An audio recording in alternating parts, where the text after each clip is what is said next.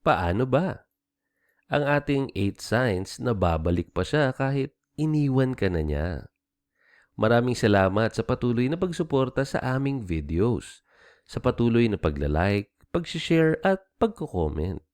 Speaking of share, maaari mong i-share ito sa iyong kaibigan na kakaiwan lang sa kanya. Let's go to our video. Sa ating unang sign, siya ay nagda-drunk chat, text, or call.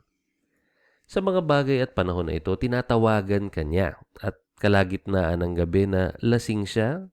Nako, nagising ka na ba sa kanyang mga nakakalito ng mga drunk text or call? Maaaring sinyalis ito na gusto kanyang balikan or gusto niyang bumalik sa'yo. Ang lasing na pag-text ay isang malaking flashing sign or isang sign na talaga naman ang iyong ex ay gusto pang bumalik sa'yo. Malinaw ito na indikasyon na ito ay may nararamdaman pa rin or mahal ka pa rin talaga niya. Ipinapakita ng isang pag-aaral sa taong 2011 na ang mga taong lasing ay talagang nangangahulugan kung ano ang kanilang sinasabi sa panahon na sila ay lasing. No? Sa habang tumatawag sila or nagte-text, madalas sila ay totoo at ito ay sincere. So, mataas ang chances na talagang kung ano man yung sinasabi niya ay yun ang totoo.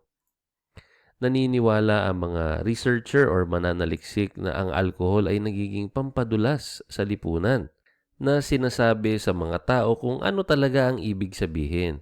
Ipinapaliwanag nila na ang motibo na ito ay nangangahulugan na ang mga taong lasing ay mayroong higit na kumpiyansa o merong mas malakas ang loob, mas mataas yung kanilang confidence level at mas mahusay na maipahayag ang kanilang sarili at mas mababa ang pananagutan para sa kanilang mga aksyon.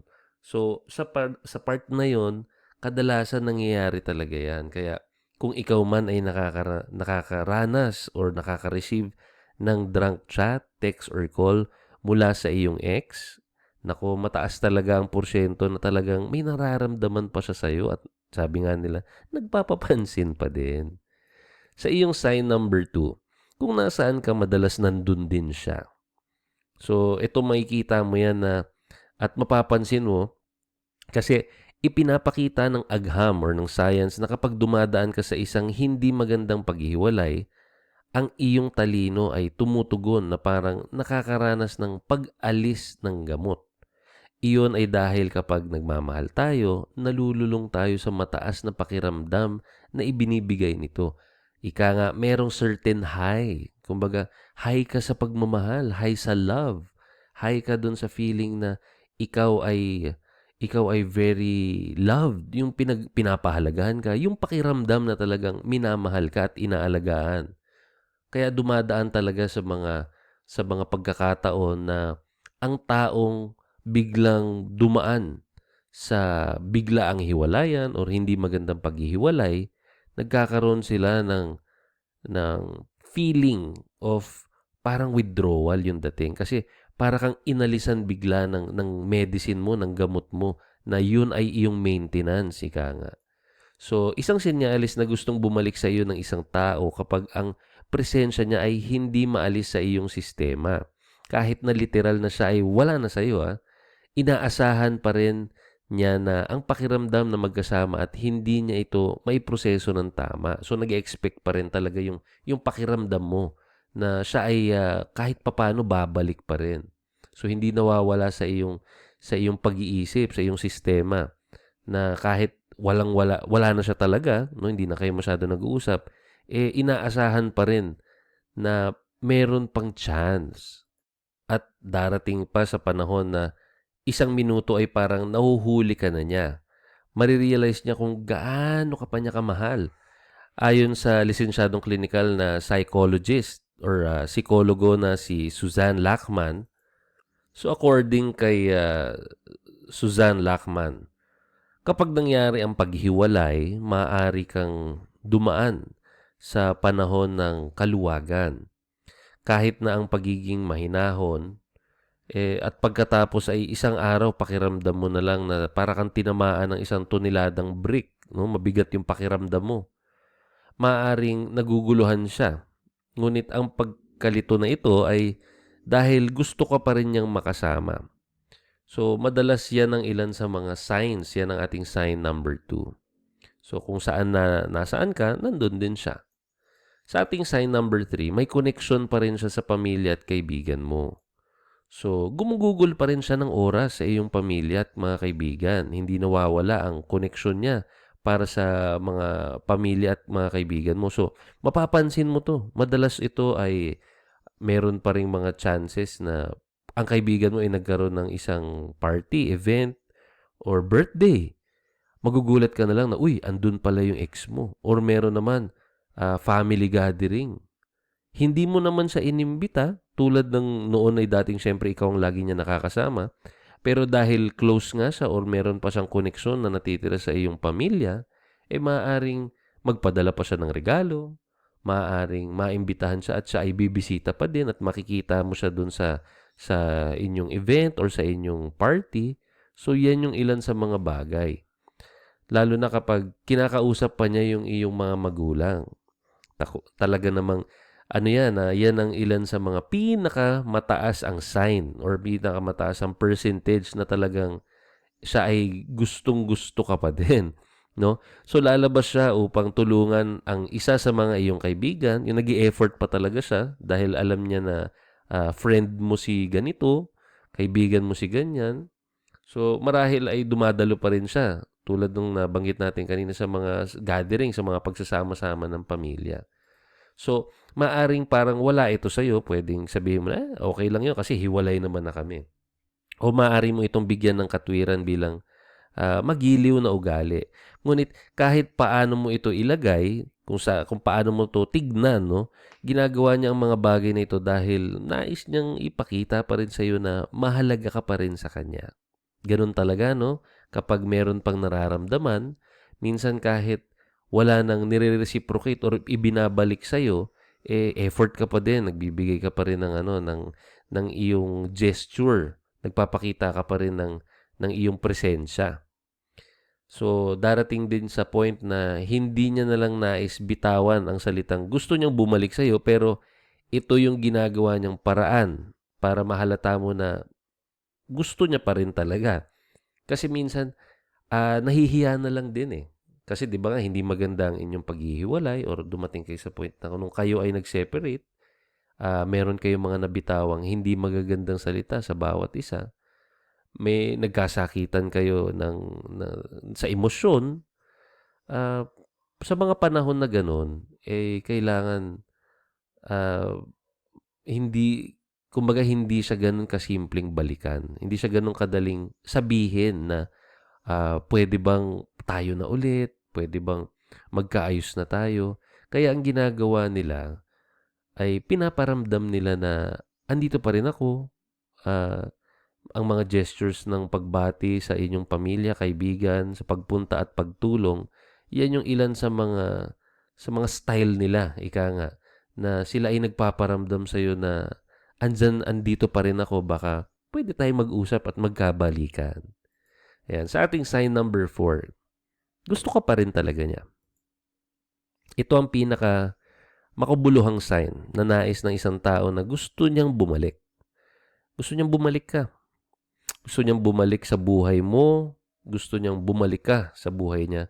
Madalas na ang kailangan natin ay wake-up call upang matulungan tayong mapagtanto ang ating mga pagkakamali. Dami niyan. Misunderstanding. Meron din syempreng mga kailangan ayusin ng mga priorities, mga prioridad. At ang mga paghihiwalay ay isang paraan para tayo ay magising. So sabi nga nila, wake-up call. Minsan, ang paghihiwalay ay ilan sa mga paraan para ma-realize mo yung value ng iyong partner. At napakadali na kunin ang isang tao, lalo na kung sapat na ang pagsasama ninyo. Nagiging komportable ka at kahit papaano sa gitna ng pang-araw-araw na buhay, nakakalimutan mo kung gaano ba kahalaga ang isang tao. Siguro nawala ka sa kanya at nakalimutan niya kung gaano ka kahalaga sa kanya. Yung value mo, kumbaga naitsapwera, na hindi niya na masyado pinapansin. Ang isang tao ay simpleng susuko kung hindi niya talaga gusto ang isang tao. Ngunit ang isang taong tunay na nagmamahal sa iyo ay kikilos. Ipinapakita niya na naiintindihan niya ang mga bagay na mali. Lalong-lalo na yung mga bagay na nagawa niyang mali sa iyo. Kinukuha niya na yung, kumbaga, ina-accept niya yung kanyang pagkakamali. Yung meron siyang pananagutan sa nangyaring breakup or paghihiwalay ninyo. Meron siyang accountability. Gumagawa siya ng mga hakbang upang manumbalik ang pagmamahal mo. At syempre, darating sa point na ramdam mo na rin na bumabawi siya at talagang babawi siya. Sa totoo lang, wala nang nagsasabing, gusto kita sa aking buhay pabalik. Madalas, wala na talagang nagsasabi nun. Higit pa sa isang lalaking handang aminin ang kanyang mga pagkukulang at maging mas mahusay dahil hindi niya maisip ang kanyang buhay nang wala ka. Madalas hindi na kayang sabihin dahil nga nahihiya or napahiya. Pero andun pa rin talaga yung kilos, yung action na pinaparamdam niya na gusto ka pa rin niya. Sa ating number 5, palagi siyang may oras para sa'yo. Ang isa sa mga unang senyales or signs na magpapakita na ang isang tao ay interesado sa iyo ay ang katotohanan na hindi ka masyadong abala para sa kanya. Kung hindi ka gusto ng isang tao, iiwasan ka niyan, syempre. At palaging gagawa ng dahilan kung bakit hindi ka niya nakakausap o hindi ka niya makita. Kumbaga parang talagang obvious na gumagawa na lang ng mga palusot. Pero kung gusto ka talagang bumalik, kung gusto niya talagang bumalik sa iyo ng isang tao, ipaparamdam niya ulit sa iyo kung gaano ka kahalaga. Yung value mo ay i-cherish niya. Palagi siyang may oras para sa iyo at tila hindi mo siya naaabala sa kahit ano pa mang paraan. Hindi ka nakakaistorbo. So in short, siya ay free na free para sa iyo. Pag sinabi mong kailangan ko sana ng kasama ng ganito. Sige, pwede ako. Wala naman ako lakad ng ganito. Lagi siyang nagte-text, nagchat-chat, tumatawag, tinatanong kung kumusta ka na ba, kumain ka na ba. Yan yung mga ilan sa mga signs na talagang gusto niyang bumalik sa'yo. Gusto niyang kayong magkabalikan at willing siyang mag-spend ng oras, ng araw para sa'yo. Tandaan mo, ang pera ay kinikita at kikitain pero ang oras hindi na kayang ibalik. Kaya madalas oras or time talaga ang pinaka-inaalay ng isang taong gustong magkabalikan sa isang relasyon. Iiwan niya ang lahat ng ginagawa niya sa ngayon para lamang kausapin ka at sasagutin niya ang iyong tawag kahit na ito ay kalagitnaan ng gabi. Sa tuwing kailangan mo ng kanyang tulong, ang taong ito ay tutulungan ka ng walang anumang problema. Tila para sa taong ito, walang kaguluhan pagdating sa iyo at iyon ay isang tiyak na senyales na gusto kanyang bumalik. Sa ating sign number 6, natutuwa siya sa iyong presensya.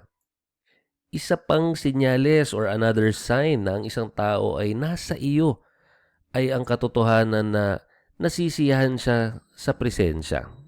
Na-appreciate ka niyang muli at nakikita na niya ang mga bagay na hindi niya nakikita noon sa'yo.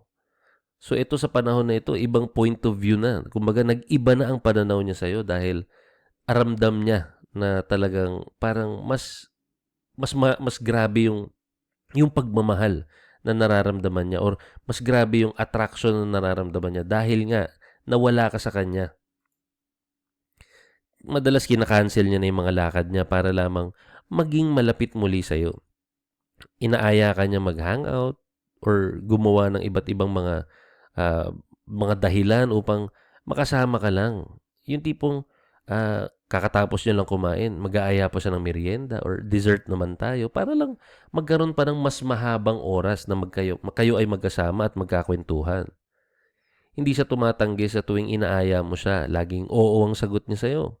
Sa halip, tinatanggap niya ng tinatanggap ang iyong mga imbitasyon kapag ikaw ay kasama. Nakikita mo na talagang masaya siyang nasa paligid mo. Nagpaparamdam siyang muli. lagi siyang nakakahanap ng isang paraan upang maupo sa tabi mo at maging malapit ulit sa'yo. Yan lang din kasi ang ilan sa mga paraan niya. Sa ating number 7, active na ulit sa social media. Sinusundan ka niya or fina-follow at gusto niya ang iyong mga larawan. Like siya ng like, hina-heart niya. Ngunit hindi sa isang nakakatakot na paraan. Hindi naman stalker yung dating. Sa isang mahusay at palakaibigan na uri ng paraan. O ginagawa niya ang isang bagay na ganap na kabaliktaran. At iyon ay nagpo-post ng maraming mga larawan ng kanyang sarili sa pagkakaroon ng isang magandang oras. Well, sa simulang senaryo, no, ang kanyang kalmado at makatuwiran na paraan nagpapakita sa iyo na gusto ka niya. Pero kung hindi ka niya gusto, wala siyang interes sa iyong mga pictures, iyong profile sa social media. Yun ang unang senaryo. Ang pangalawang senaryo naman ay ang kanyang hindi makatuwiran at kakaibang paraan ng pagkaya sa sakit na mawala sa iyo. At syempre, nagpo-post siya ng mga pictures, mga larawan na nakakaagaw ng atensyon at nakakabitin para sa mga kababaihan. Ito ang paraan ng pagsisikap na inggitin ka at ang kanyang daing para sa tulong dahil napagtanto niya na nawalan siya ng isang bagay na hindi niya dapat binitawan. Sino yon? Syempre, ikaw yon. Sa ating sign number 8, nais niyang maging kaibigan ka. Pagkatapos ng lahat, kahit anong mangyari sa pagitan ninyong dalawa, gagawa siya ng anumang bagay upang mapanatili or ma-maintain or maikip ang inyong pagkakaibigan. Susubukan niyang lahat ng dapat niyang gawin upang ma-maintain lang at mapanatili na ikaw mismo ay nasa buhay niya pa rin. Kahit na nangangahulugang magdusa siya. Magdudusa sa katahimikan dahil mahal ka niya. Ngunit hindi ka na makakabalik sa kanya. In short, minsan nagpapakamartir na sila. Dahil di baling hindi ka niya makuha ulit, basta makakapag-usap pa rin tayo. Di baling hindi ka na sa akin, pero magkaibigan pa rin tayo. Pag-isipan mo. Tignan mo to. Sino ang taong mananatili? Sino ang taong willing manatili na magkaibigan sila sa kanilang ex or dating minahal? Sino ang gusto ng isang palaging reminder or paalala na hindi kayo nagkasundo, hindi kayo magkasundo at lahat ng meron kayo sa past ninyo ay isang failed relationship, isang bigong relasyon. Tanging ang taong nais mong bumalik. Ngunit hindi mo ito aminin, hindi niya puputulin ang koneksyon nyo dahil umaasa pa siya. Sa mga panahon na to, talaga namang malinaw na senyales na gustong-gusto ka pa rin niya dahil kahit papano, willing siya na gawin at tanggapin ang lahat ng pwedeng mangyari at maramdaman niya. Huwag ka lang tuluyang mawala sa kanya. Maraming salamat muli sa inyong patuloy na pakikinig.